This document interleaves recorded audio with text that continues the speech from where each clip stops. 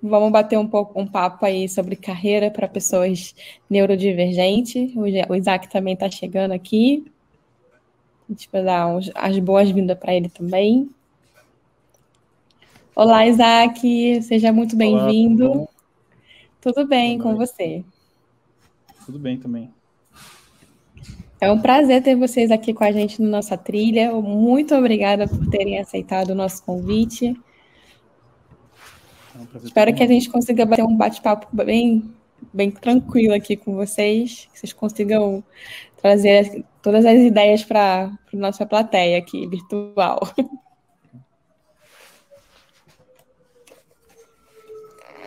A gente está esperando mais gente para poder iniciar, né?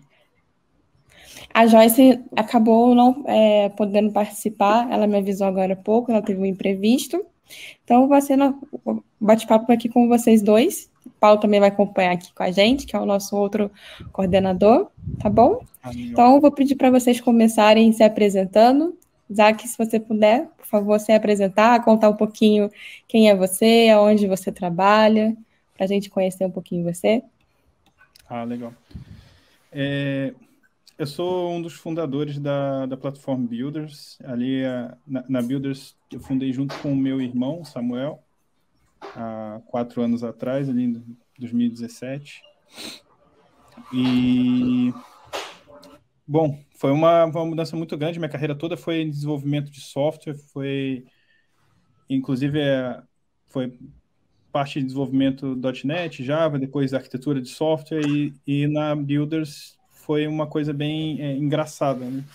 Sempre fui de trabalhar com fone, quieto na minha, e quando eu tive a minha empresa, eu falei assim, não, na minha empresa eu não vou querer o tipo de coerência que eu tive em outras empresas. Eu fiz uma troca muito brusca de largar a parte de TI e totalmente para a cultura organizacional, onde eu fico mais com o time, com o pessoal de psicologia e tal, e criando a parte de clima organizacional, cultura organizacional, e agora estou mais envolvido também na parte de diversidade e programas sociais.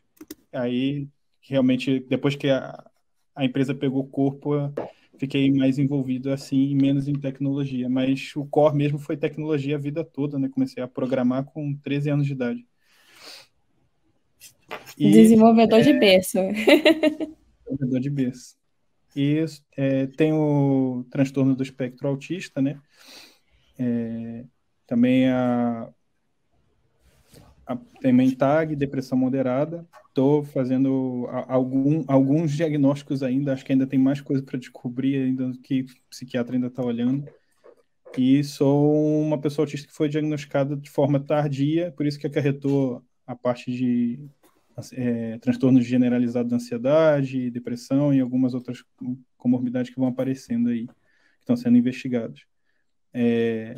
Não tive uma carreira muito tradicional, muito convencional, era uma coisa de mudar muito de emprego, de ter muita confusão, e que igualmente foi na escola, né? Tipo, eu não terminei meus estudos, não consegui ficar normal na escola, não tenho carteira de motorista, então várias coisas que eram regulares, assim, tipo, simplesmente não rolou. Segue aí. Você já deu uns spoilers aqui das perguntas que eu vou fazer daqui a pouquinho, falando aí da carreira, né? Então, daqui a pouquinho a gente volta nesses pontos para a gente conversar mais no detalhe. Tá. Mi, se apresenta um pouquinho aí para a gente, para o pessoal aqui da trilha de carreiras também conhecer você. Claro, meu nome é Milena, eu sou desenvolvedora front-end, também sempre comecei em TI e venho seguindo a carreira em TI, né?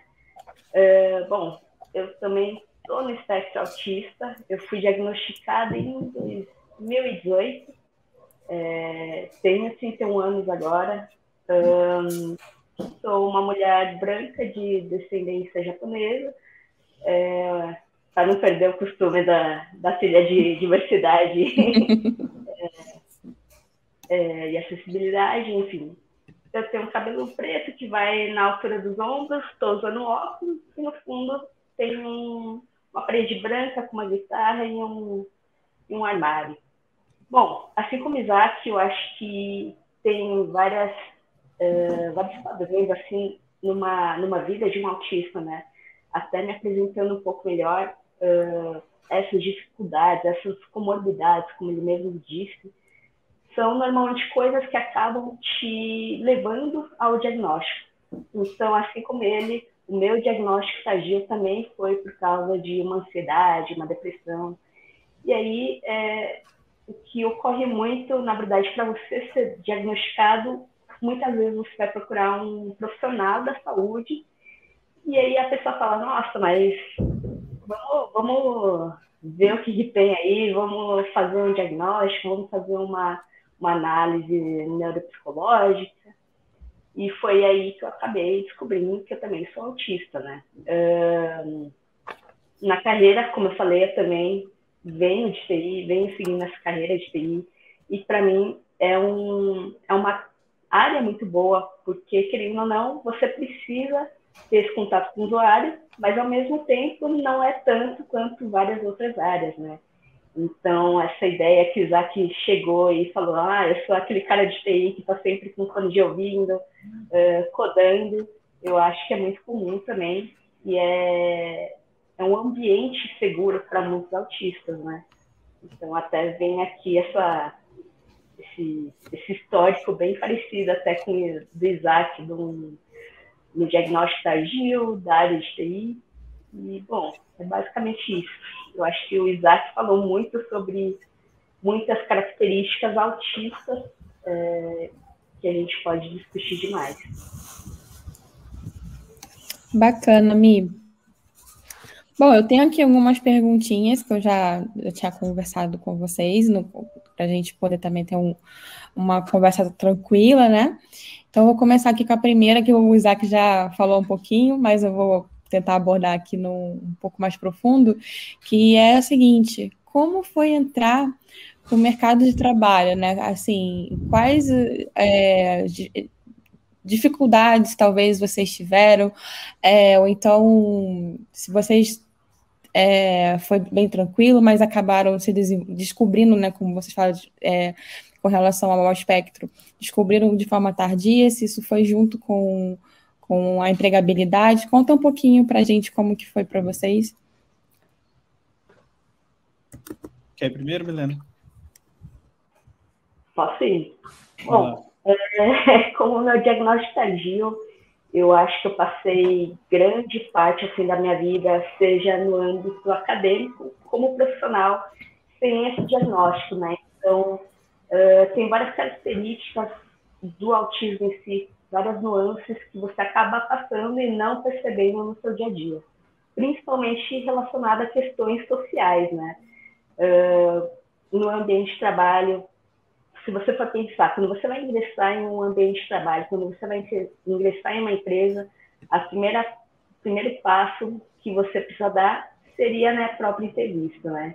Então, para mim, foi muito difícil, e é uma coisa que eu sempre falo, que, por exemplo, em entrevistas, é como se tivesse atuando uma personagem, Milena, que está indo para a entrevista, e aí eu preciso elaborar todo o cenário, todo tipo de pergunta que eu sei que vão ser feitas.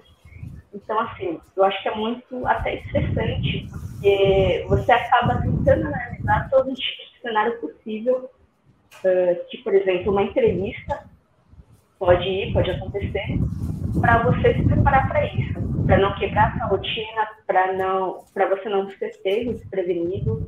Então, isso é algo muito comum. Para mim, a entrevista em si foi muito difícil. Na faculdade também foi muito difícil, porque, por exemplo, não tinham meios já padronizados de estudo. Então, para mim, foi um bloqueio muito grande, né? Eu acho que, considerando principalmente neurodivergentes e principalmente autistas, a gente vê essa troca tanto de cursos de faculdade quanto de empregos muito grande, né?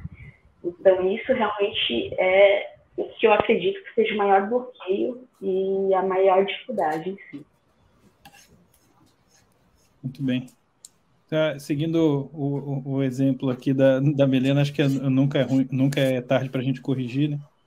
Eu sou um homem branco, estou Estou com barba aqui, tenho olhos puxados, mas não é pela ascendência japonesa, tem ascendência indígena. E meu fundo tem um papel de parede florido aqui. E estou com um casacão pesado, porque eu estou em Portugal e aqui está fazendo bastante frio. Então, seguindo. Eu acredito que se eu não tivesse os amigos que eu tenho, talvez, não digo que eu não arranjaria a oportunidade de trabalho, mas talvez eu demoraria muito mais do que eu demorei para ingressar.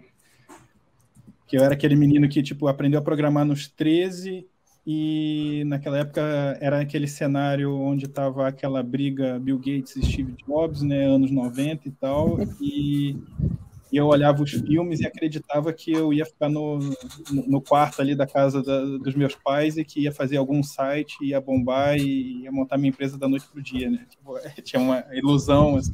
Então, dos 13 aos 18 foi meio que isso. Acho que eu virei mais noite em casa do que em trabalho formal, né? Virava, programava, fazia um monte de sistemas que não davam em nada, que não acontecia nada, eram experimentos que não prosperaram. E um belo dia o meu pai vira para um amigo dele e fala assim, cara, meu filho quer trabalhar, não consegue e tal, indica ele e tal. E eu tive pessoas que me treinaram mesmo, tipo, chegaram assim, ó, faz assim com o teu currículo, se comporta dessa forma na entrevista. Era uma época que não se falava de inclusão, eu nem sabia que estava no espectro e tive muita ajuda mesmo. E eu estava até conversando com esse meu amigo, falei, cara, se a gente revisar o meu LinkedIn, acho que 60% das oportunidades dele você que me colocou para dentro, que eram amigos meus neurotípicos que sempre tinham a oportunidade, pô, chama o Isaac e tal. Então era aquela coisa, eu era um profissional, acredito que bom naquilo que eu fazia, o pessoal gostava do meu trabalho, e aí falava assim, não, vamos chamar o Isaac que ele é bom de back-end, de integração e tal, bora chamar que vai ser bom. Então, e aí esses meus amigos eram mais descolados, né? Eram mais tipo gestores de projeto, coordenadores, pessoas que lidavam com o cliente, né? Falei assim, cara, me chama para vaga, mas que seja uma vaga, e é muito engraçado isso, Milena. Eu falo assim, que seja uma vaga que eu não preciso fazer nada de front-end, porque quem faz coisa de front-end tem que conversar com o cliente. E se eu pego... Naquela época era muito caso de uso, né? Só chega o caso de uso no meu e-mail, eu só tenho que ler o caso de uso e fazer a integração, ou fazer a parte de back e tal, é mais tranquilo para mim. E aí foi assim, né? Foi com muita dificuldade, foi ultrapassada pela amizade, por solidariedade mesmo. E depois cada um ajudava com o que tinha, né? Eles me ajudavam com essa parte mais social, negociação de salário. E meus amigos me ensinaram até assim, quando pedir por um aumento, quando pedir um feedback, quando que você tá indo bem e você merece subir de júnior para pleno e tal. E era assim, eu fui mentorado. E acho que muito da vontade de fazer a Builders foi de passar isso, né? Cara, eu tive muito bons mentores. Eu queria que as pessoas tivessem mentoria de empreendedorismo, mentoria dessas coisas também para conseguir ir para frente. Bacana, Isaac. Conhecer um pouquinho. Cortando aí, mas é interessante ver que, assim, uma semelhança que a gente vê nas nossas duas histórias é que a gente precisa muito desse aprendizado, né? Que para quem não é do típico, por exemplo, eles já sabem, bom, se eu estou fazendo um trabalho bom, se eu estou há um tempo na empresa, então acho que está na hora de pedir um aumento. Meu salário não está compatível. Talvez seria bom pedir um aumento. Uma entrevista, provavelmente a pessoa vai perguntar isso, então eu preciso estar me preparada para essa pergunta. Só que para quem é divergente, para quem é autista, são coisas que não são comuns. Por exemplo, não são coisas que a gente pensa, não são não é óbvio, né, Milena? Pra gente. Exatamente. Então, é interessante ver que tem esse meio que treinamento, né, de como se portar numa empresa, numa vaga, e por assim vai, né? Uma questão assim, muitas vezes não é muito fácil para os neurotípicos também identificarem o momento de pedir um aumento, não. Tem muita gente que vem, cara, como é que eu faço? Hoje mesmo aqui na mentoria, Por várias vezes as pessoas vieram perguntar como é que eu sei que eu deixei de ser júnior e virei pleno? Como é que eu sei que eu não sou mais pleno e virei sênior? Então, mesmo para os neurotípicos é bem difícil. E eu comecei a falar também, e não me apresentei, né? Então, vou aproveitar, eu sei que tem muita gente aqui que veio para assistir vocês, já veio gente aqui, eu estou aqui porque o Isaac tá no painel, tem gente aqui colocando, eu sei que veio gente porque a Milena está aqui, então vou me descrever também, fazer autodescrição. Eu sou um homem branco, com cabelo grisalho, tudo bem, está mais branco do que preto nesse momento, mas ele ainda é grisalho. Quando tiver um fio preto, eu vou falar que é grisalho. Uso óculos com armação preta. Estou vestindo uma camisa de malha azul, sentado numa cadeira gamer preta, e atrás de mim tem uns armários aqui de madeira, assim, em tom escuro. É curioso porque eu tenho um filho que ele é neurodivergente também. Ele não fechou o diagnóstico, tudo indica que ele tem a síndrome de Asperger, mas não fechou o diagnóstico porque a mãe dele não aceita essa situação. Então, acho que é muito difícil para ela. Então, a gente não conseguiu continuar o acompanhamento para fechar o diagnóstico. E curioso porque nesse período de pandemia tinha tudo para ser muito ruim para ele, né? O fato de estar muito isolado, longe das pessoas com quem ele tem uma ligação mais forte. Ele perdeu a avó, que tinha uma ligação muito forte com ele por conta do Covid, e ele acabou perdendo o ano na escola, né, o ano passado. Mas aí esse ano aconteceu a grande virada, assim, porque ele descobriu uma paixão por desenvolvimento de jogos. E aí entra aquela questão do hiperfoco, né?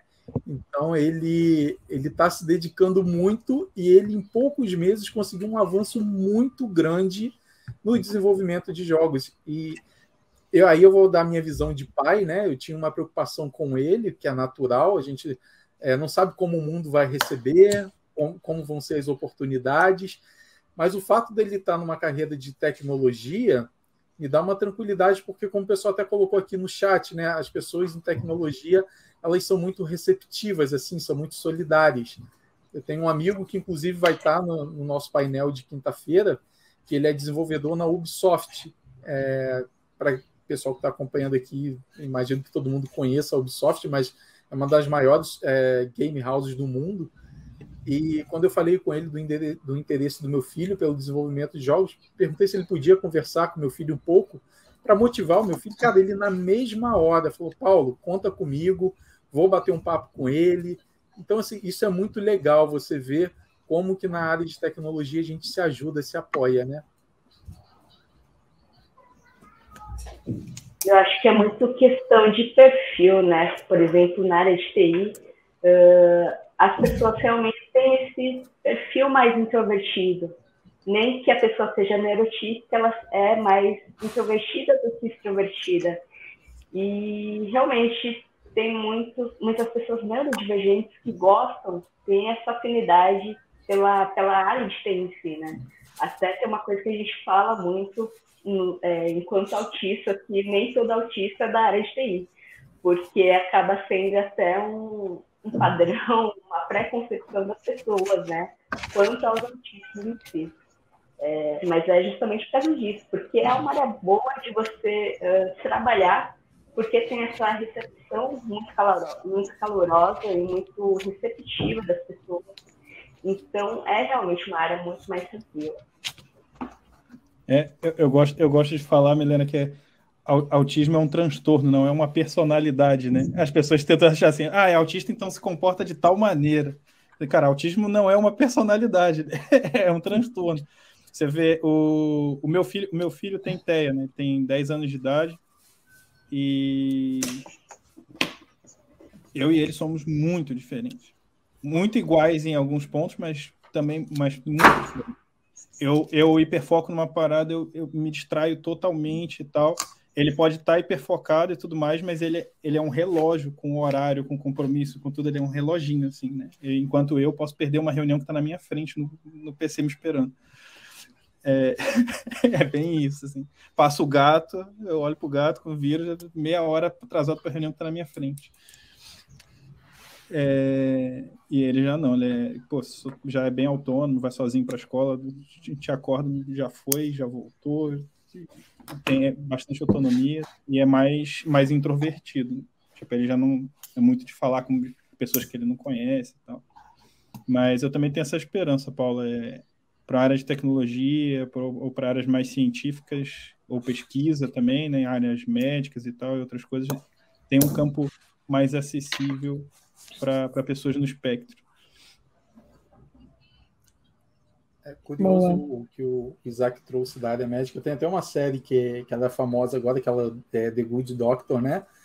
E eu acho que é muito importante para a gente ir acabando com esse preconceito, porque as pessoas colocam um rótulo, né? E, por exemplo, você vê na série que o personagem que tem autismo, na hora que ele entra num hiperfoco, como ele tem facilidade de resolver algumas coisas e enxergar coisas que os outros não enxergam.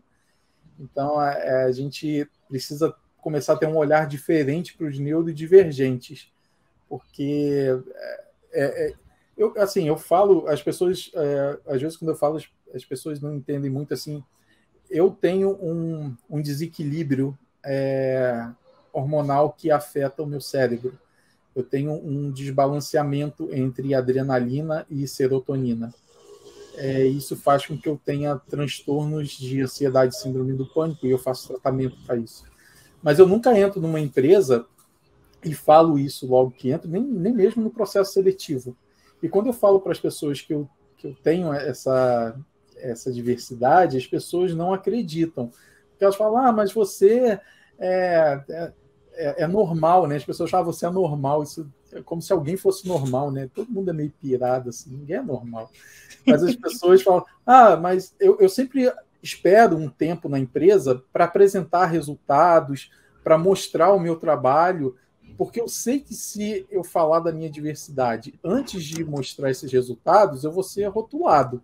Então, eu primeiro espero ser rotulado como um bom profissional, como uma pessoa que consegue produzir como qualquer outro, que consegue contribuir com a empresa como qualquer outro, para depois falar dessa minha particularidade. É interessante porque o que você acabou de falar pega em um ponto muito comum também para neurodivergentes, que é você divulgar ou não o seu diagnóstico e entrar ou não no processo seletivo voltado para pessoas com deficiência, né? Porque normalmente tem muitas pessoas que acabam me perguntando isso aí, né? Será que eu divulgo o meu diagnóstico? Será que eu falo com o pessoal da RH sobre o meu diagnóstico? E as pessoas ficam com dúvida justamente nisso, né? Porque tem esse preconceito estrutural, principalmente em relação ao autismo.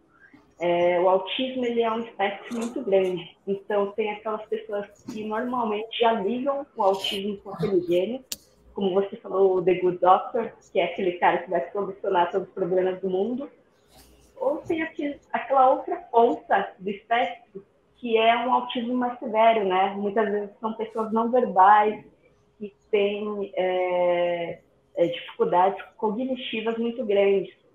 Então, quando você entra num processo seletivo e fala, olha, eu sou autista, muitas vezes não tem como você saber o que vai acontecer. Porque tem muita gente que fala, inclusive, que são vistos com maus olhos, né, pelo pessoal do RH, e que já são vítimas de preconceitos, de capacitismo durante a própria entrevista. Então, assim, já é complicado você passar numa entrevista por conta de questões sociais de um autista em si, né? Mas se você fala e divulga seu diagnóstico, isso piora exponencialmente, porque vai ter toda essa questão do preconceito, as pessoas vão te olhar com os outros olhos. Qualquer coisa que você fala ou faz, vai falar, isso foi estranho, é porque ela é autista, é porque ele é autista. Então as pessoas têm esse julgamento muito grande. E tem muito esse medo também de, putz, e no dia a dia? E se eu contratar a Milena? E se eu contratar o Isaac? Como vai ser no dia a dia? Será que eles vão entregar o que precisa ser entregue? Será que eles vão fazer a tarefa de acordo? Então, eu vejo muito esse medo, né, das empresas em si e dos funcionários. Você tocou num ponto legal, Milena. Porque o pessoal já pensa assim, né? Poxa, a Builders é fundada por um autista. Então, por que ela não faz um programa de contratação de pessoas neurodivergentes, não faz um programa de contratação de pessoas autistas? Aí o pessoal até me pergunta às vezes nisso, não tem mais pessoas autistas na Builders, não? Eu falei, tem. Assim, então por que a gente não vê? Eu falei assim, porque as pessoas só têm a segurança de falar comigo que elas são autistas. É uma empresa que a gente vão lá, consegue conversar com o dono, fala assim, cara, eu sou autista também, mas não conta meu diagnóstico para ninguém não, tá? Eu falei, beleza. E aí, tipo assim, tem, mas ninguém sabe. E aí a pessoa esconde e tal. E aí é aquela coisa, né? O meio de TI já tem pessoas mais introspectivas, às vezes mais tímidas, então às vezes passa desapercebido. A pessoa fica ali e tal, fica quieta, não fala nada, tem a crise dela quieta no banheiro, no chuveiro, igual eu, igual vários outros autistas, então ninguém vê nada. Eu tenho uma coisa que é muito mais agressiva. É engraçado, o TEA, ele nem é tão limitante para mim no trabalho. As comorbidades que vieram por conta do diagnóstico tardio, elas são mais prejudiciais ao trabalho do que o próprio TEA. O TEA é mais estruturante, né? Ele é mais fixo. Agora, transtorno generalizado da ansiedade, que pouca gente fala, pouca gente entende, que muito autista tem por diagnóstico tardio, ou depressão, ou transtorno ansioso depressivo, é extremamente comum. Faz não querer fazer atividade, faz se desanimar do trabalho, faz a gente ter que ficar se estimulando e pensando, lembrando por que eu estou fazendo isso. Tal. Então, eu vejo assim, é isso que a Milena falou, né? Poxa, o Isaac ficou chateado, falou mais alto, falou de forma muito grosseira, tal, se estressou, é por causa do TEA. Eu falei, não, é por causa da minha personalidade e por causa de ansiedade. Por causa do TEA é porque eu, às vezes, não quero ir pro bar, não quero ficar com todo mundo, não quero ficar num ambiente cheio de barulho, coisas assim. Agora, a maioria dos problemas no trabalho tem mais a ver com depressão. Sim, é curioso o que o Isaac falou, né? Porque assim, você entra numa empresa, pode ter vários neurodiversos e você vai passar e não vai perceber. As pessoas acham que vão entrar na empresa e vai estar uma plaquinha ou vai estar escrito na testa que a pessoa tem um diagnóstico de autismo ou de ansiedade ou de qualquer outra coisa, e não é assim. Então, aí acontece, a pessoa entra na Builders e fala, ué, mas é uma empresa que não tem outros autistas? Tem, mas são pessoas normais, né? Elas estão ali, estão exercendo a atividade dela como qualquer outra. Você vai passar e não vai perceber. Uma coisa que as pessoas sempre falam é aquele negócio de não tem cara, né? Mas autista realmente não tem cara. E é muito o que você falou, Paulo. Às vezes a pessoa tem uma ansiedade, tem uma depressão, tem uma instabilidade, e as pessoas ficam, nossa, mas eu não sabia. Mas como que você vai saber, né? Por exemplo, a pessoa não está vivendo 24 horas contigo e não tem mesmo como saber. E as pessoas acham que vão conhecer um autista e vão falar, nossa, que diferença enorme. E falar sobre autismo e principalmente trazer pessoas que são autistas tem esse benefício, né?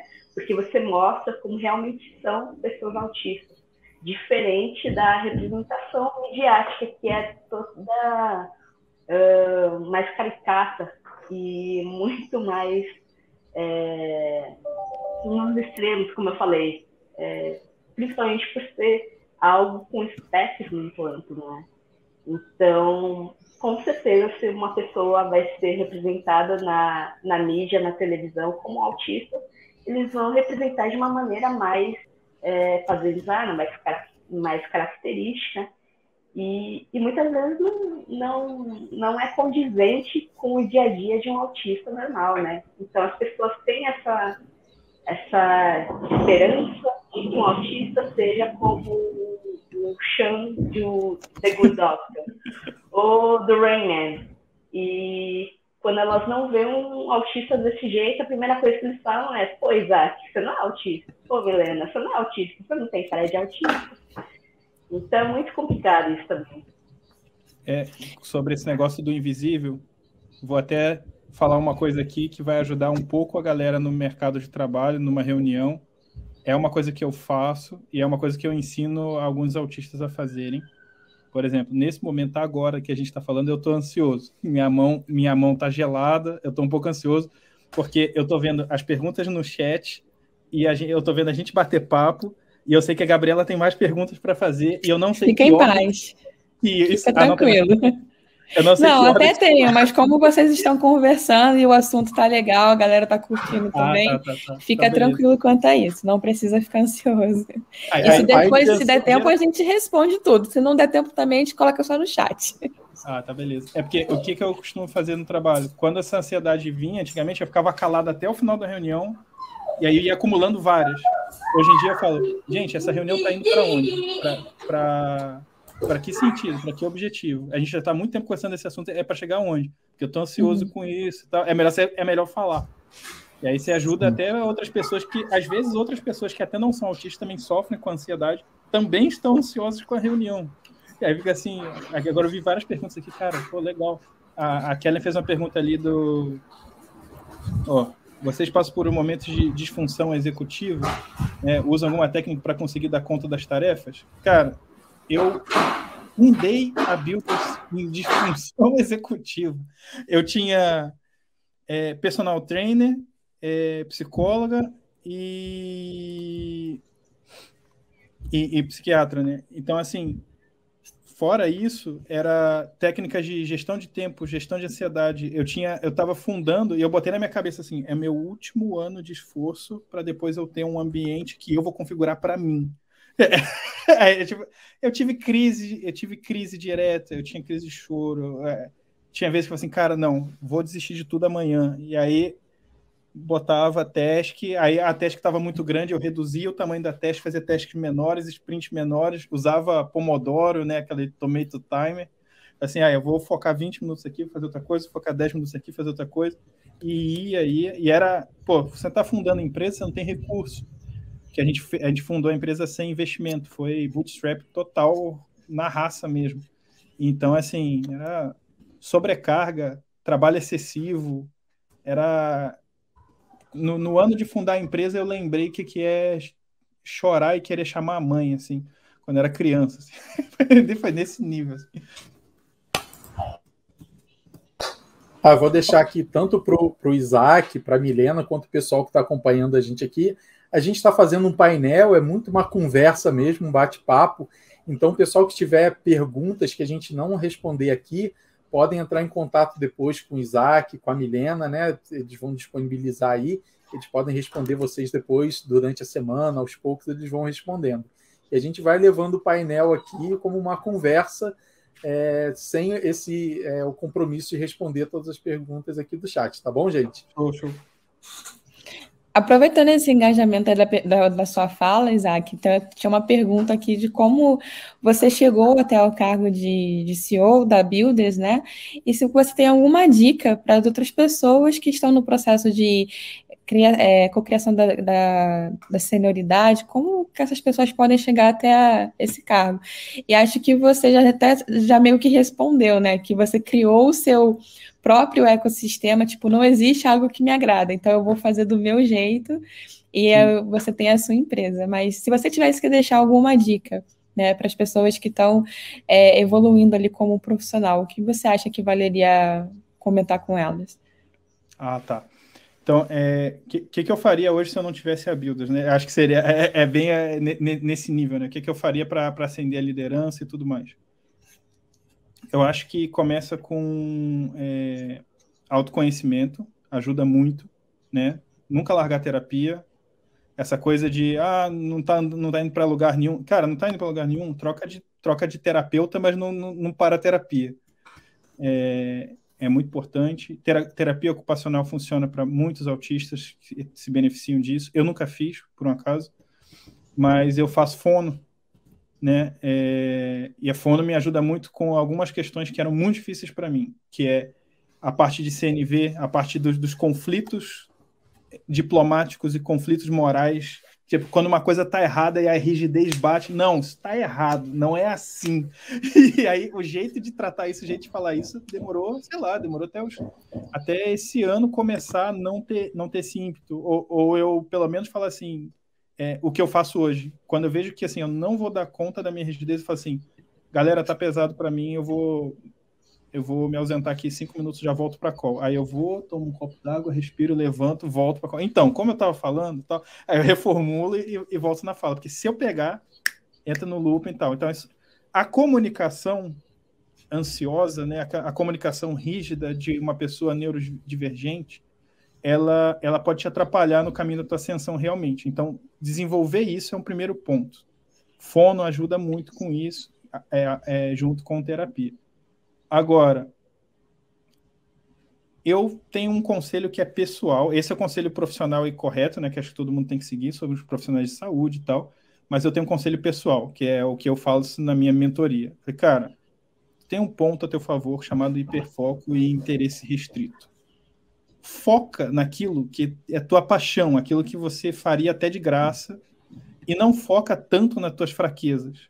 Porque aquela coisa, se a pessoa neurodivergente ficar a vida inteira atrás de fraqueza, vai se desenvolver, vai ter um esforço muito grande para, no máximo, ficar um pouco abaixo da pessoa que está competindo vaga neurotípica ou igual.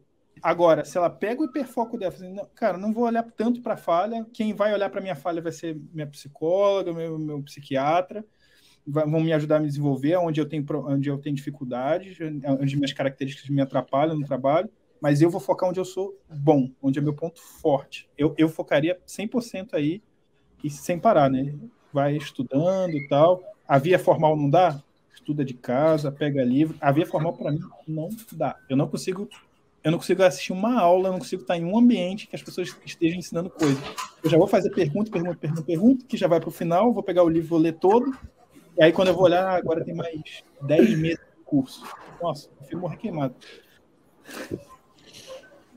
Isso que o Isaac falou é muito bacana, e isso, gente, não serve só para neurodivergente, não, tá? Isso é para neurotípicos também. Eu tive um caso recente com uma pessoa do meu time que ela acabou não sendo promovida num ciclo de avaliação que a gente teve aqui, e aí ela veio falar, Paulo, mas por que eu não fui promovido? Eu falei os motivos lá, os pontos que tinha para evoluir. Ele falou assim, mas por que você nunca falou isso comigo nos one-on-ones ali, nas conversas que a gente tem? Eu falei, olha, você é um garoto muito novo ainda. Você tem muito tempo para desenvolver algumas coisas na sua vida, na sua carreira. Eu, como mentor, eu tenho que fazer isso que o Isaac falou. Eu tenho que fazer com que você fique cada vez melhor naquilo que você já é bom. Eu tenho que desenvolver você naquilo que te diferencia do restante, para que você seja um destaque.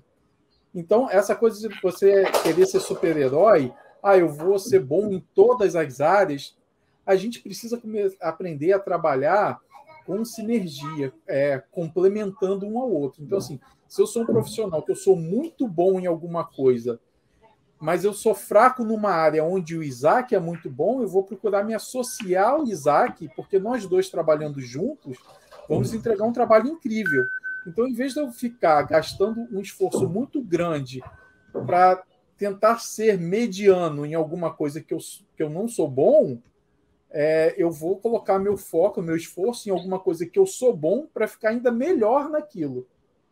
E aí eu vou me associar a alguém que seja bom naquilo onde eu não sou tão bom assim.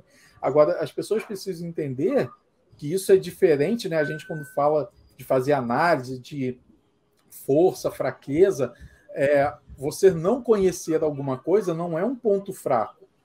Isso é sinal que você ainda não estudou aquilo ali. Agora, você tentou desenvolver aquilo e não conseguiu, é sinal que aquilo ali é um ponto que, de repente, não vale a pena você desenvolver. Deixa de lado e parte para outra. Vamos para alguma coisa que faz sentido você gastar esforço. Mi, tem uma pergunta aqui no chat para você. A Karen perguntou se você é igual ao Isaac, assim, com esse hiperfoco. Como que é para você? Nossa, complicado, hein? Porque o Isaac falou um monte de coisa. Vamos lá, ver se eu lembro. Mas, enfim, eu acho que para mim, eu demorei muito para entender que, assim, eu poderia transformar realmente esse meu hiperfoco em carreira. Então, assim, até eu entender que realmente eu poderia seguir na carreira de front, sendo que eu era back, não gostava tanto quanto front, Só que ao longo da minha vida, até na faculdade, assim, quando eu fazia site, quando eu fazia algo relacionado a design, as pessoas, os amigos sempre me falavam, né? Olha, eu acho que você manda muito bem com isso. E para mim, pessoalmente, era uma coisa que eu sempre gostei. Mas até eu entender que isso era hiperfoco, até eu entender o que era hiperfoco, até eu entender que as outras pessoas que são neurotípicas não têm um hiperfoco, assim como os autistas, foi bem complicado, né? Porque a gente fala, porque autista sim, porque neurotípico é afado. Mas quando você não tem um diagnóstico, quando você nem entende o que é o autismo em si, que seria o meu caso, tem muitas características que você acha que é normal, qualquer um ser assim, né? Porque você não tem essa comparação. Mas, assim, quando eu percebi realmente que a área de front é a área que eu gostava, que era meu hiperfoco, e eu comecei a trabalhar nisso e tentar fazer carreira nisso, eu vi que realmente mudou totalmente, porque tudo fluía e para mim era um prazer trabalhar, é um prazer fazer tarefas e tal. Mas realmente, assim como o Isaac falou, tem horas que realmente a gente vai ter problemas no trabalho, seja a pessoa neurodivergente ou não, né? Porque vão ter questões de tarefa, vão ter questões de sobrecarga, vão ter questões sociais. E, assim, como autista, um dos meus piores déficits, um dos meus maiores déficits, aliás, seria o social. Assim como o Isaac falou, né? Às vezes você está tão sobrecarregado que você não pensa na sua resposta. E para um autista, principalmente, é muito comum você falar do jeito que é. E muitas pessoas vão te achar rude, vão te achar completamente sem noção nas respostas e nas coisas que você diz. Que para você é simplesmente o que você pensa, né? A gente não tem muito esse filtro. Então é muito complicado no dia a dia você falar o que você precisa, falar, o que você está pensando ou o que você quer fazer, porque muitas pessoas interpretam de uma maneira muito ruim. Por exemplo, às vezes na faculdade eu ia para uma amiga minha e falava, e aí, o que você quer? Porque a pessoa estava pedindo uma ajuda e eu pergunto, o que você quer, né? E a pessoa ela já interpreta como uma coisa ruim, né? Poxa, não teve nenhum oi, tudo bem, boa tarde, como é que você está, como está a sua família, etc. e tal. E pra gente é muito mais algo na lata, né? Perguntas na lata e coisas que no dia a dia a gente não acha que é necessário. A gente é muito mais literal, né? Muito mais, como eu falei, na lata. E muitas pessoas interpretam isso de uma maneira muito ruim. Então, assim, socialmente falando, essa comunicação, principalmente na área profissional, acaba ficando muito complicada. As pessoas vão achar que você não gosta dela, ou vão achar que você não quer fazer tal tarefa. Então, trabalhar isso, como o Isaac falou, tanto na fono quanto com psicólogo, é intrínseco, é primordial. Precisa muito disso, porque às vezes, na maioria das vezes, você não percebe, nem entende que você está sendo rude, mas as pessoas sabem, veem que você está sendo rude, e na maioria das vezes eles nem vão te falar, olha, você foi totalmente grosseira na sua colocação por causa disso, daquilo. A gente não percebe. A gente, na maioria das vezes, não percebe e acaba passando por extrema grosseria, né? Então, acho que, para mim, esse é o maior déficit.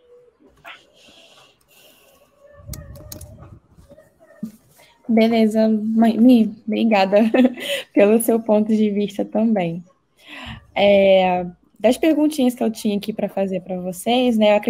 Acho que tudo que a gente falou aqui meio que se interligou, mas eu queria falar um pouquinho do trabalho na pandemia, né? Como que foi isso para vocês? O remoto se causou mais transtorno do que ajudou por conta dessas questões de ansiedade? Como que foi lidar com isso, né? Estando talvez sozinho em casa? Acredito que o Isaac deve morar com a família dele, mas eu não sei se você mora sozinha e precisou de algum apoio Então, conta pra gente como que foi esse momento, né, de se adequar ao remoto 100%, sem poder sair de casa, sem poder interagir com as pessoas, se isso foi bom ou se isso foi ruim também, né? Isaac, quer começar com você? Mi, pode. Não, pode ir, fica tranquila. Para mim foi muito bom, porque por ter uma ansiedade também, a pior parte para mim seria os trajetos entre a minha casa e o trabalho, porque você pega trens, e os trens são cheios, e os trens são cheios de pessoas que estão conversando, estão, enfim, fazendo muito barulho, tem muita movimentação, muitas pessoas. Então, para mim, essa é a pior parte. Você eliminar isso do seu dia a dia, principalmente considerando que eu moro em São Paulo, né? Então, qualquer trajeto que eu vou fazer vai levar no mínimo 1 hora. Então, eu já removi 2 horas do meu dia a dia só de ir e voltar do meu trabalho. Eu acho que, em termos de qualidade de vida, isso melhora demais. Porque você está na sua casa, você levantou, você já passou para trabalhar, né? E não só isso, mas você tem você está trabalhando a sua casa, que é o lugar mais, teoricamente, confortável da sua vida. E você pode trabalhar do jeito que você quiser. Você quer trabalhar de pijama? Tudo bem, né?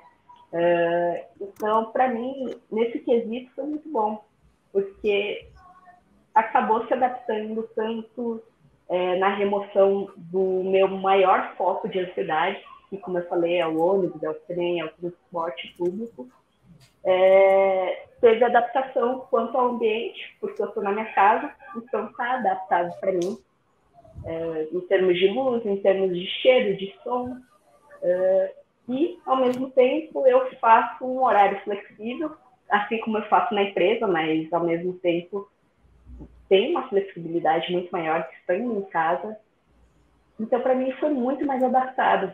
É o melhor ambiente possível para se trabalhar, né? Porque você escolhe como, onde, como você vai fazer o que você precisa fazer. Então, foi a melhor coisa possível. Bacana, Mi. E para você, Isaac, como é que foi? Essa questão do home office foi tranquilo também, igual para mim, ou te causou ansiedade aí com muitas reuniões online? Conta um pouquinho pra gente. Bom, a Builders foi fundada por um autista, né? Ela nasceu remota em 2017, né? Quando chegou legal, a pandemia, não teve que mudar nada. Legal. Diminuiu os encontros presenciais só, foi a única coisa que aconteceu. Mas, para mim, faço das palavras da Milena as minhas, assim. O remoto, ele melhora um ponto, que é a diminuição do estímulo, né? Então, você tem menos sobrecarga. Questão da cidade, comer fora. Cara, não tem nada mais perturbador do que descer do escritório, ir para o shopping, 1 zilhão de restaurantes. Eu não sei contar para vocês a quantidade de vezes que eu já desci para procurar um lugar para comer, voltei com fome e continuei o resto do dia com fome, porque eu não queria lidar com o estímulo para almoçar. Nesse nível, assim. Aí tem isso, e tem um ponto que é uma perda, mas que eu consegui desenvolver. E foi uma perda mais no início. Eu sou uma pessoa muito visual, e tudo que eu explico é tipo assim... isso é um dado muito interessante para quem é recém-diagnosticado e não sabe ainda. Nós somos muito mais visuais do que auditivos. Então, aquilo que você não está conseguindo explicar, assim que eu ensino para o meu filho, você está falando desse tamanho aqui, e na sua cabeça está desse tamanho aqui. Papai só está ouvindo isso aqui, só que na tua cabeça está desse tamanho aqui. Coloca no papel isso aqui para mim. Aí ele começa a desenhar, e o desenho dele sai totalmente diferente do que ele está comunicando com a fala. Isso é muito interessante para pai e mãe de neurodivergente fazer o teste. Assim, não, desenha para mim. Tenta explicar com desenho o que você está sentindo, o que você está pensando. Aí ele entendi. Teve um dia que ele estava explicando, aí era questão da escola, ele teve uma crise e estava chorando porque um trabalho dele não ia parar no mural. Aí eu falei assim, o mural é tipo um quadro onde você pendura o trabalho, né? Todo mundo sabe o que é um mural. E ele, não, mural não é isso. Aí eu falei, tá, mas filho, mural é onde pendura o trabalho. Não, não é isso. Você tá errado, você tá falando errado. Eu falei, você consegue me falar? É um mural, pai.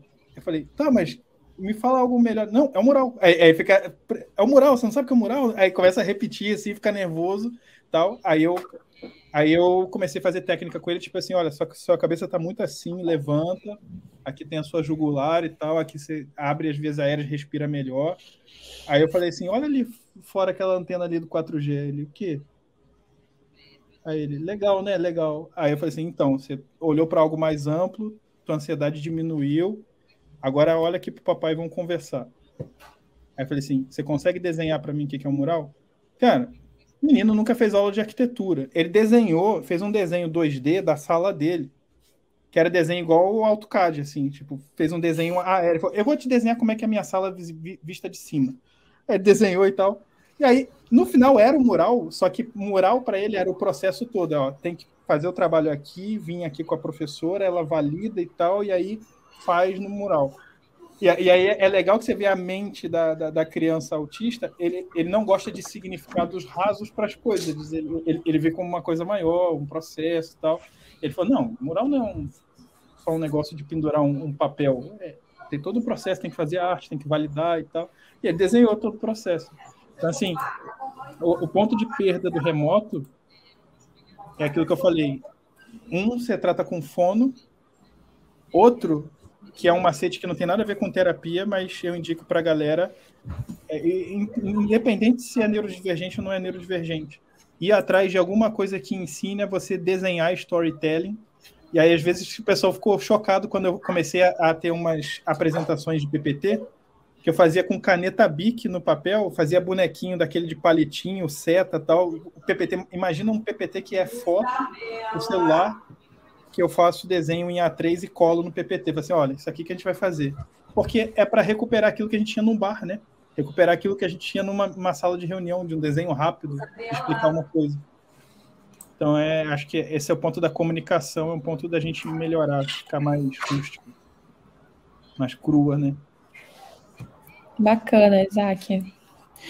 A Kellen comentou aqui que não conhecia a técnica e vai passar a fazer também, né? É caça, né? Nós somos animais, então se eu estou focado no curto, eu estou com a atenção focada, se eu olho, principalmente se tiver árvore, natureza, o meu instinto diminui a ansiedade porque eu estou vendo uma coisa ampla, não estou focado, então eu estou menos ansioso. Então você pede para o teu filho olhar para uma planta longe, para uma árvore longe, ou se não pedir, às vezes dá ordem para até em crise não dá muito certo, né? Só fala assim, eu estou vendo uma árvore lá longe, aí ele tem a ideia de olhar também, porque às vezes se eu pedir para fazer alguma coisa não faz de jeito nenhum e piora 1000 vezes. Bacana. Bom, eu vou ver algumas perguntinhas aqui, como a gente ainda tem um tempinho. Deixa eu ver aqui as perguntas que tem aqui para a gente no chat. Deixa eu voltar um pouquinho. As que a gente já não falou também, né? Porque algumas acredito que acabaram sendo respondidas. A Kelly perguntou o seguinte: eu sempre acho que o meu trabalho nunca é o suficiente. Me cobro demais. Como lidar com a síndrome do impostor? Também sou uma pessoa autista. Como que vocês lidam com a síndrome do impostor? Vocês entendem o que seria a síndrome do impostor? Quer falar? Olha, é complicado, hein? eu vou falar por mim e também por algumas pessoas que eu já conversei sobre isso, que também são autistas. Mas, para mim, por exemplo, eu tenho muito essa rigidez, que é não conseguir fazer nada a menos que seja 100% perfeito. E não conseguir gostar em nada a menos que seja 100% perfeito. Então, isso muitas vezes acaba gerando um estresse muito grande e acaba te travando totalmente. Porque se não está perfeito, já não está perfeito. Eu acho que, eu pessoalmente acho que esse é o maior motivo das pessoas acabarem saindo de emprego e trancando cursos, dificuldades e coisas do tipo. Porque, assim, a gente tem essa cobrança muito grande. Essa síndrome de impostora é uma coisa que a gente fala muito no nosso dia a dia, porque é muito recorrente. Eu acho que para um autista, isso é 10 vezes maior do que as pessoas neurotípicas sentem, né? Porque é aquela sensação de que está tudo errado, de que o seu trabalho está sendo mal feito e você precisa desse feedback sempre. E mesmo quando a gente tem um feedback, eu, por exemplo, eu fico muito perguntando para mim mesmo, né? Será que essa pessoa está falando a verdade? Será que essa pessoa está falando de um modo um pouquinho menos criticoso, assim, um pouquinho menos danoso para o meu próprio bem? Será que eu realmente acredito nesse feedback? Será que eu acredito no que eu faço? Será que eu acredito na minha tarefa? Eu acho que essa síndrome do impostor, ela pega pesado. Eu não tenho realmente uma fórmula mágica para isso. Eu acho que a melhor forma de resolver isso é realmente pedir por feedback e pedir por feedbacks reais e não ficar com essa neura que a gente sempre fica de, putz, eu não acredito no que essa pessoa fala. Está muito mais aberta para ter essas críticas, ter também esse autoconhecimento que o Isaac falou demais, porque ajuda muito. E basicamente é isso. Quer compartilhar com a gente, Isaac, a sua dica de como lidar com a síndrome do impostor? Basicamente é o que a Milena falou mesmo, de buscar feedback, de criar uma base de confiança, né, de pessoas que você confia dentro da firma. Tipo assim, eu confio... porque tem aquelas pessoas que elogiam qualquer coisa, né? Elogia trabalho bom e elogia trabalho ruim. Essa você não pede feedback. Pega uma pessoa crítica mesmo que vai te falar a verdade quando estiver ruim e vai falar legal quando estiver bom e tal. Eu tenho pessoas que me ajudam no que tá bom, no que tá ruim. Mas já para baixar a expectativa de todo mundo, não adianta nem ser dono da empresa. Tipo, não adianta. Não adianta. Cara, é só tu olhar pro Elon Musk, cara. O Elon Musk se cobra direto, tipo, terrivelmente. Ele é o algoz dele, né? Ele se coloca para performar, para ultra performar, para trabalhar para caramba, para ir atrás do objetivo, para não desistir e tal. Então, assim, já para baixar a expectativa de conseguir se livrar disso, eu não teria essa esperança. Assim. Eu acho que só dá para aprender a lidar com isso. E aí, ao lidar com isso, é o seguinte, vão ter altos e baixos, vão ter períodos que você vai estar numa aceitação maior da sua condição, vai ter períodos que você vai estar numa negação da sua condição. Eu acho que o diagnóstico em si não é a aceitação do autismo. A aceitação do autismo, ela demora ainda pós-diagnóstico. Tem a galera que já conversa comigo, né? Eu resolvi compartilhar bastante ali no meu Insta, porque eu vejo que é muita pouca atenção a autistas adultos, né? É tudo muito, muito da criança autista, da criança não verbal, do pictograma e tal, e que é muito importante, tem que ter mesmo, mas são poucas informações para os adultos autistas. O adulto é tipo assim, né? O autista passa da adolescência e pronto, agora estou no mar do esquecimento.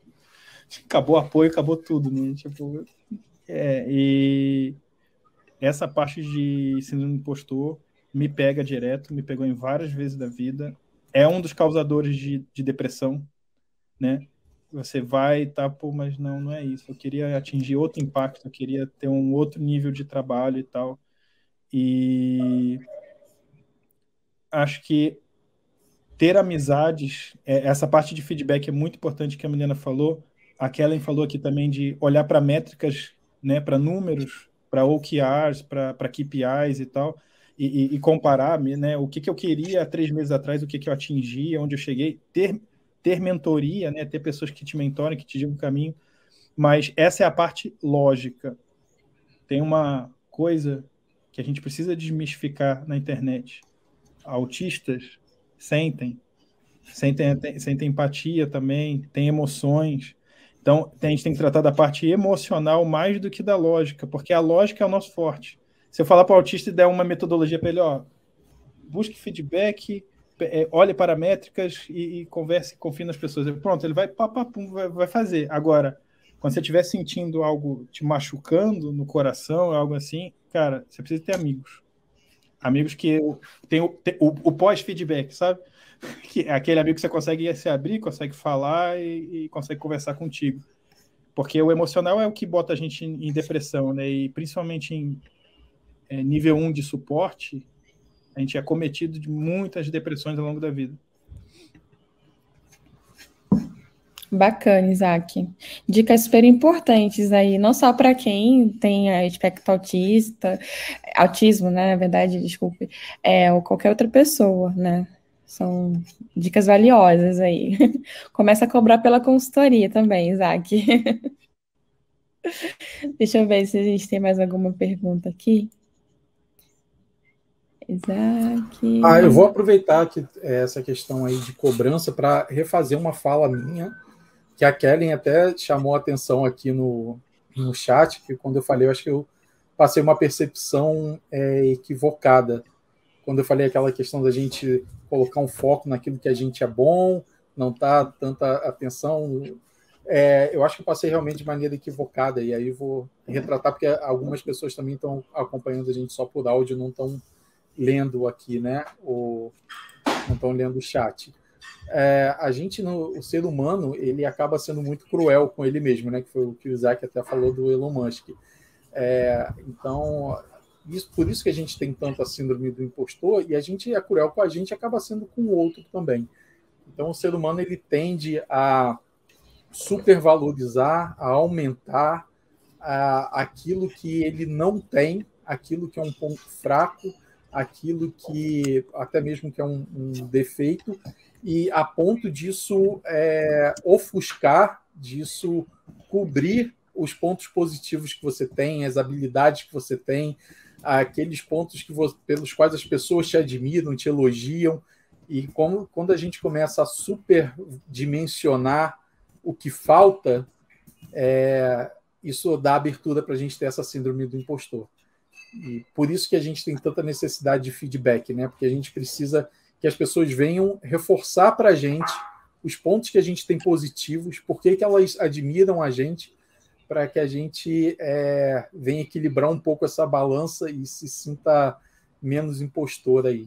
Então, foi nesse sentido que eu quis dizer da gente, como liderança, né? Como mentor também, a gente não entrar nesse jogo e não piorar isso nas pessoas, né? Não superdimensionar aquilo que falta, aquilo que tem que ser melhorado.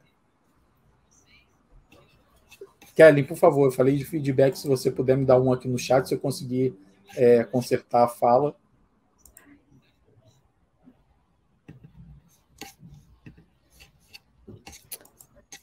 Deixa eu dar uma olhadinha aqui no chat. Só falta ela ter caído a internet e eu vou ficar sem meu feedback. Ela disse que entendeu, sim. Estamos entendidos, então. Eu acho que um ponto que o Isaac acabou abordando também na última fala dele é sobre a aceitação do próprio diagnóstico, né? Eu acho que também acaba linkando muito uma coisa que o Paulo falou no início desse painel, que não tem só a nossa própria aceitação, mas tem a aceitação de todo mundo à nossa volta. É muito comum mesmo a gente ver histórias de pessoas, de crianças, de jovens, de adultos que não tiveram esse diagnóstico justamente por causa disso, porque um dos pais ou um parente muito próximo acha que não tem esse diagnóstico, até mesmo por causa de um preconceito, sabe? Essa visão estereotipada do autismo, que você acha que alguém muito próximo de você não tem, né? Como eu falei, você convive todos os dias e a pessoa não apresenta essas características que a gente vê na mídia. Então, logicamente, a pessoa não é. Uma coisa que acontece muito quando eu dou palestras, quando eu faço lives, a primeira coisa que a pessoa vai fazer vai ser tentar tirar o seu diagnóstico, vai ser falar, putz, olha, o Isaac e a Milena estão aqui estão falando estão, num painel de CDC. Eles não são autistas. Por quê? Porque eles estão falando, estão verbalizando tudo que eles pensam e como eles agem, mas... Você está até sorrindo, né, Milena? Exatamente. Que autista sorri? Autista não sorri, pô. Autista não tem emoção. E ao mesmo tempo tem aquele negócio que o Isaac falou, né? Ele está falando, está explicando tudo que ele sente, mas ao mesmo tempo ele está com uma ansiedade enorme, que ele falou até que as mãos estão suadas. Se você vê para mim também, olha, minhas bochechas estão até coradas e tal. Bate aquela ansiedade, bate aquele nervosismo e, depois de um painel desse, a primeira coisa que eu provavelmente vou fazer vai ser dormir, para poder me carregar de toda a sobrecarga que teve um evento como esse. Então, assim, quando você pensa em um autista, você fala, os dois estão aqui, estão falando, não são autistas, né? A gente tem uma concepção muito errada sobre autismo, mas a gente não vê o que acontece por trás. E isso acaba tendo essa necessidade de, isso vai gerar essa síndrome do impostor, vai gerar esse negativismo, vai gerar uma depressão, vai gerar essa autodúvida de si mesmo e acaba virando uma bola de neve. E, eu acho que esse é o maior fator do diagnóstico, da classificação e de todos os problemas que acabam se encadeando do diagnóstico em si. Foi bom tu ter falado esse negócio da negação dos parentes e tal. Eu passei por isso, tá? A minha primeira psicóloga falou, na época ainda se falava em síndrome de Asperger e não transtorno do espectro autista, que foi há 9 anos atrás. A minha psicóloga falou, você provavelmente tem síndrome de Asperger, vamos seguir com o diagnóstico e tal.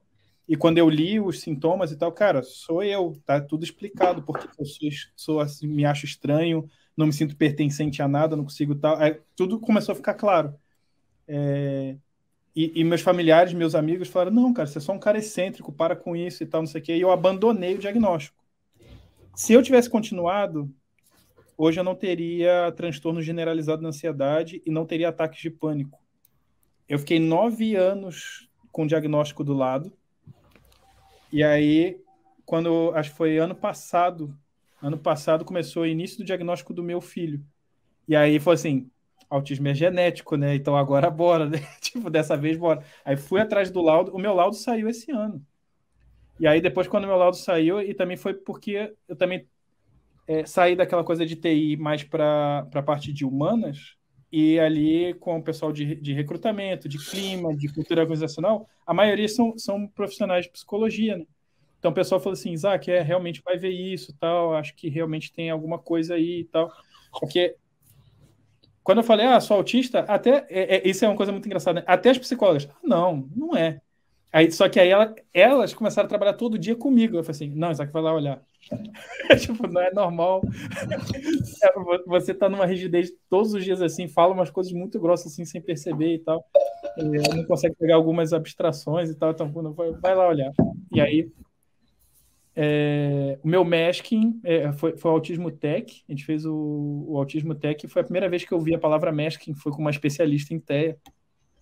E quando eu ouvi, eu falei assim, cara... Aí voltou aquele filme, né?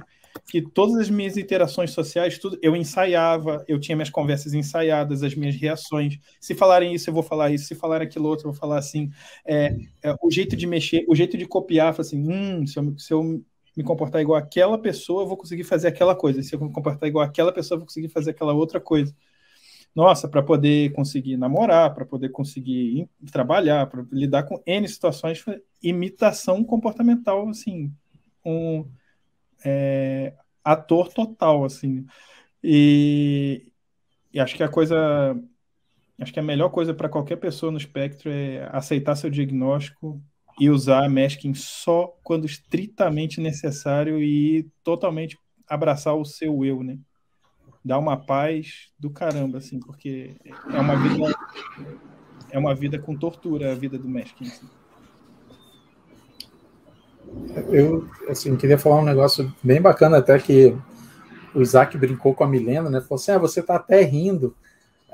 O meu filho, quando ele agora está com 15 anos, mas ele sempre foi, desde pequeno, uma criança que brincava muito, se divertia muito. Eu lembro que eu levava ele para a escola e a gente ia apostando corrida pela rua, né? Caminhando, quem chegava primeiro no poste, quem chegava primeiro no carro que estava estacionado, a gente ia brincando. E ele era uma criança muito risonha, assim, muito feliz, ria muito, brincava muito. E aí vem essa questão do rótulo, né? Que as pessoas acham que o autista é sempre mais introvertido. Assim, o meu filho, ele se comunica super bem com as pessoas que são próximas a ele. Então, por exemplo, com a família. E aí é interessante que uma das características que o Isaac falou do filho dele, eu percebia com o meu filho, mas num outro aspecto. Era nítido, porque que a gente começou a perceber que tinha algumas coisas diferentes nele. Era nítido que ele desenvolvia conversas comigo dentro da cabeça dele. E aí, de repente, ele começava a conversar comigo algumas coisas e falava, cara, essa conversa... E ele não te chama para conversa, né? Você fala só 10% dela, né? Eu sentia que, 80%, 90% da conversa acontecia na cabeça dele. E aí, ele só falava comigo 10% a 20% da conversa. E tinha vezes que era muito claro, eu falava assim, nossa, essa conversa não começou agora, sabe? Tem coisas antes disso aí. E aí eu começava dizendo, mas meu filho, me explica isso, tal, por que você está falando isso, como é que você chegou nesse pensamento? Aí ele voltava e começava, aí ele expunha a conversa toda para mim, entendeu? Mas era muito claro que ele falava pequenos blocos da conversa que era gerada ali dentro da cabeça dele.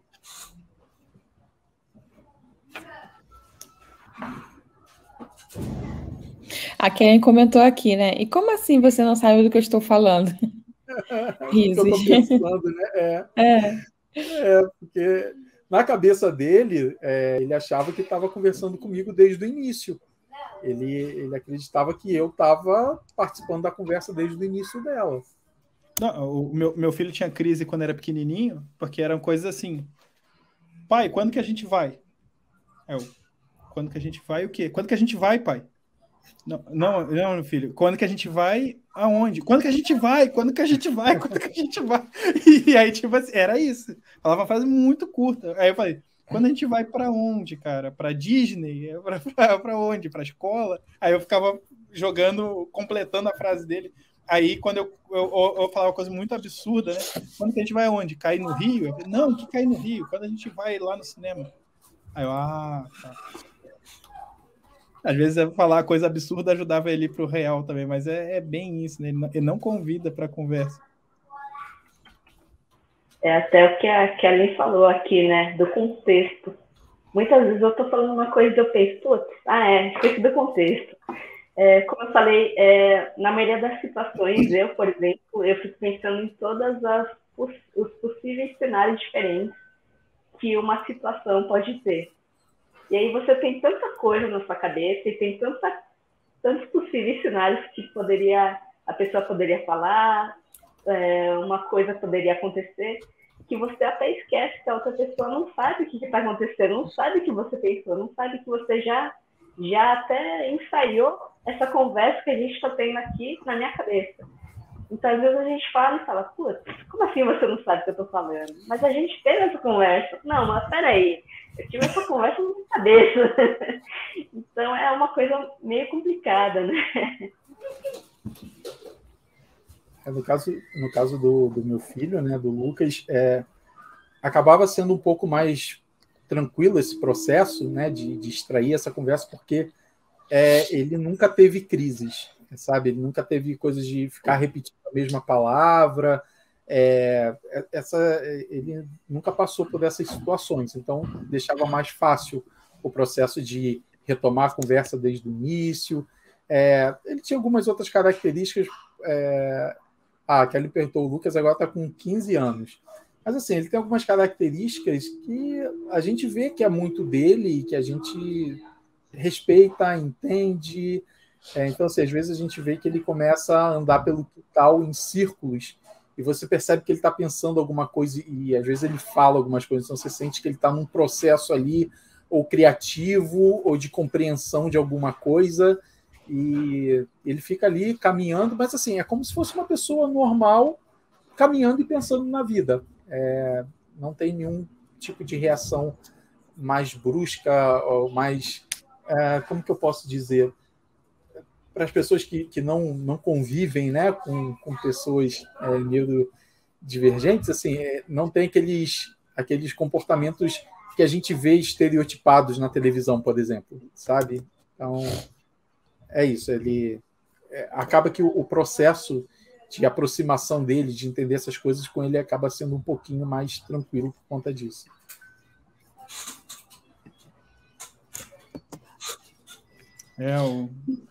É isso que às vezes dificulta, né, a pessoa de até acreditar que da possibilidade. O meu filho foi hiperlexo, né? Ele leu e escreveu com 3 anos de idade. Nossa. Com 4 anos de idade, quando a professora queria descansar, ele pegava o livro e ele fazia leitura para as crianças. E aquela leitura que a gente só adquire assim 1 ano depois da alfabetização, contínua, assim, sem ficar contínua. Leitura perfeita. Aí você vê um menino hiperlexo, a gente não achava que era autista. Era acima da média, aí depois abaixa a média, as crianças amadurecem muito ele fica grande e infantilizado. Ele tem 10 anos e é mais infantilizado. Aí você vê assim, cadê aquele menino que passou todo mundo, cadê ele e tal? Aí ele fala assim, tá em outras características, ele é uma outra pessoa que estava ali escondida, né, por trás de várias dificuldades e tal, que ele não conseguia comunicar. Sim. Mas... Oi? Não, pode continuar, por favor. Mas ele tem coisas que a gente, sem consciência, Paulo, às vezes tira. Por exemplo, meu filho gosta de ficar com a mão assim na hora de comer, ele praticamente come assim. E ele gosta de ficar com a mão na cabeça, porque tem gente na mesa e tal, ele fica assim escondido. E aí eu corrigia direto, não, tira a mão, fica assim, postura e tal. Aí comia muito rápido para ir embora da mesa e não ficar, porque ele gostava do suporte dele aqui e tal. Aí tem todos uns steams dele, ele tem bastante flapping, né? Que é aquele movimento das mãos assim. Aí ia conversando e tal. Quando era criança, mas não era aquela coisa... porque a pessoa espera aquela coisa hollywoodiana. A gente brincava... olha que engraçado. A gente brincava com ele assim. Eu te dou R$10 se você conseguir ficar parado 1 minuto. Aí ele fazia assim, ó. Ficava rindo. Aí ele, eu não consigo. Começava a mexer o braço assim. Só que para ele era divertido. Não era uma coisa que ia tal, pá, não, quem via de longe nem identificava direito que era um steam. Hoje, como ele já é diagnosticado, se aceita e tal, direto ele tá nervoso, ele fica num flap, fica não sei o quê e se libera, né? Tipo, não pensa mais, isso incomoda alguém. Curioso, né? Falar que... você falou essa questão da... o Lucas, ele não é assim... muito... perceptível essa infantilização dele. Você conversa com ele normalmente, parece um garoto de 15 anos normal, mas, por exemplo, eu percebo que ele brinca de igual para igual com a prima dele, né? A minha sobrinha tem 9 anos, 10 anos, tem 10 anos. Tem uma diferença considerável de idade ali, principalmente nessa fase, que ele já é adolescente, né? Com 15, ela ainda ali na faixa dos 9, 10, mas ele brinca de igual para igual com ela. Tem um relacionamento de igual para igual. Então você sente que é muito fácil ele se aproximar de crianças bem mais novas que ele, sabe? As diferenças, né, são fáceis, né? Ou muito pequeno ou muito mais velho. Eu conversava com gente de 40, 50 quando era criancinha, assim. E a minha desenvoltura era parecida com o teu filho. Tipo assim, você não dizia. Tinha uma desenvoltura legal, conversava legal e tal. Aí... essa parte é complexa. Vou falar que assim, o ser humano é uma máquina fantástica, né?